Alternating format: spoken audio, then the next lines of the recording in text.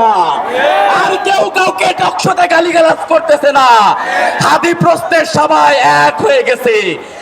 আমি বেশি কথা বলবো না, সবার কথা একটাই মেসেজ দিচ্ছে, সেটা হচ্ছে এই ইন্টারিমের শতভাগ ব্যর্থতার কথা বারবার সবার কথাই উঠে আসতেছে।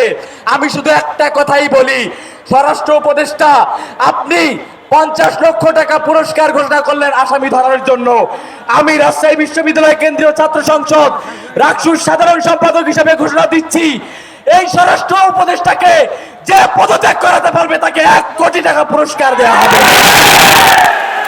এবং সাথে সাথে আজকে এখানে যারা এসেছেন, দল মত মতাদর্শ নির্বিশেষে ভারতীয় আধিপত্যবাদ এবং আওয়ামী ফ্যাসিবাদের প্রশ্নে সবাইকে এক হয়ে এক ছাতার নিচে কাজ করার আহ্বান জানিয়ে আমি আমার বক্তব্য শেষ করছি।